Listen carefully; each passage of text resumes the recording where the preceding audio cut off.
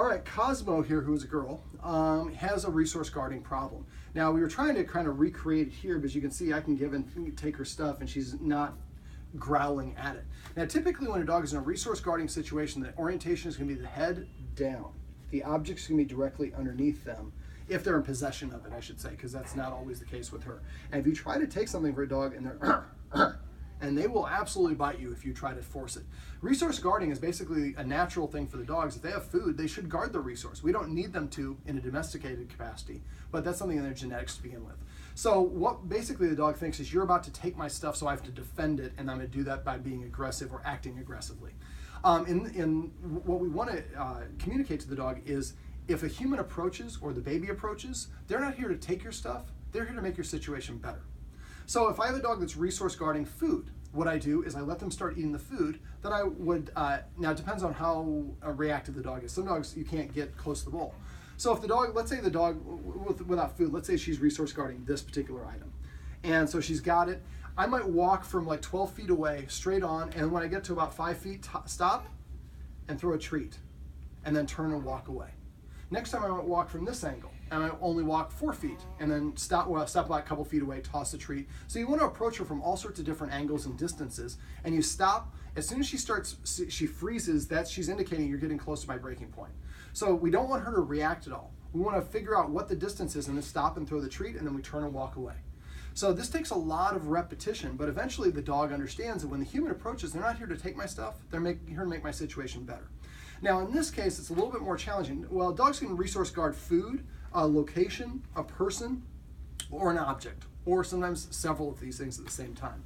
It sounds like she's more, if she has her toys here, and this kind of area is kind of her area. This is where she's most prone to be a resource guarder.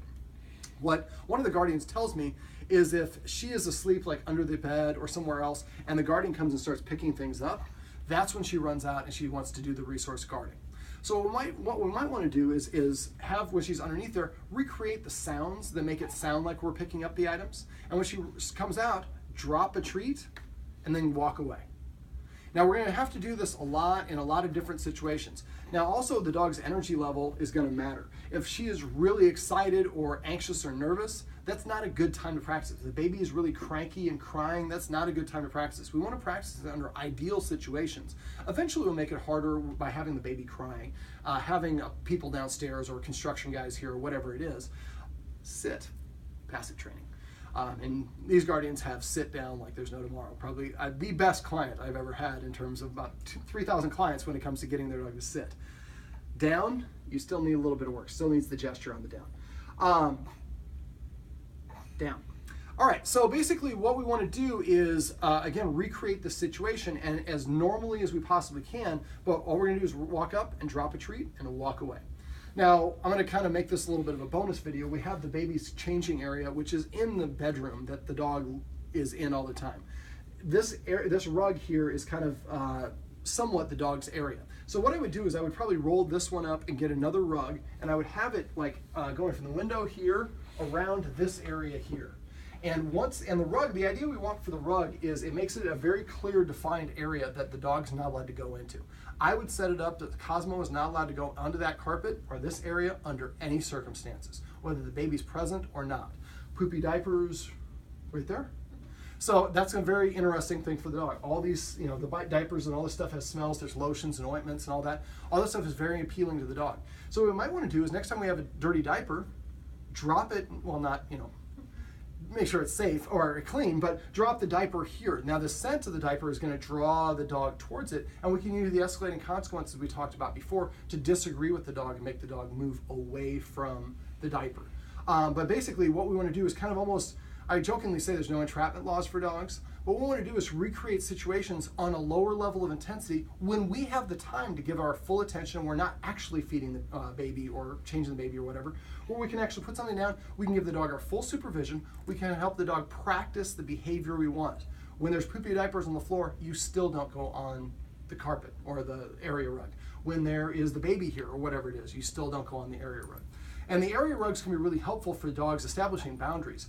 One of the things I recommended, and I might go through one other thing, is getting like a big tablecloth that we put the baby's high chair in. Or if the baby's playing, and that area, the dog's not allowed to go on that area either. So we're helping the dog practice not going onto a specific designated area. That way you can have a safe zone for the baby to be in, and the dog is not allowed to be on there, and it's practiced not getting along in there. But for the resource guarding, like I said, it's recreating the situation, and the dog starts approaching, dropping a treat, and then walking away without touching the actual objects. I mean, we can touch them a little bit, but we're going to leave it the way it is. So each time we're going to do it, we're going to push a little bit closer to the dog until we can come right up and like pretty much put the treat there and walk away. One last little tip on resource guarding. I really try to be force-free across the board. I use positive reinforcement, positive dog training, and dog psychology. Let's say the dog actually has something that we cannot allow it to have, and it's in possession of it, and it is in a resource guarding area, and it will bite you if you try to take it. What I do is I take a leash, I run the handle or the clip part through the handle, and I make a little bit of a lariat. I drop it over the dog's neck. If a dog is in a resource guarding, its head is down. When you pull the head up, the resource guarding will go away. Now this is kind of a force, and this will make your situation worse if you do this on a regular basis. So this would be an extreme scenario that you only do in emergency situations. But typically once you get that head up, it snaps out of it. This is why we don't consider resource guarding aggression, because as soon as the object is gone, it just goes away immediately. And it does not have a correlation to bad training or bad leadership. I guess there is a little bit of a correlation for the dog thinking that it's in more of a leadership position than it actually is. But it's a very natural thing for dogs to guard resources. So anyways, if the dog gets something inappropriate, make the lariat, pull its head up, take the object away, and then as soon as you get done, maybe ask the dog to sit or do something it knows how to do so we can reward it properly and it gets a positive reinforcement. And one last thing is, if you are taking something away from the dog, you want to trade, give them something equal or greater value. So if the dog is taking away a sock or something it really prizes, maybe we give it a bully stick or a marrow bone or something like that that it really likes.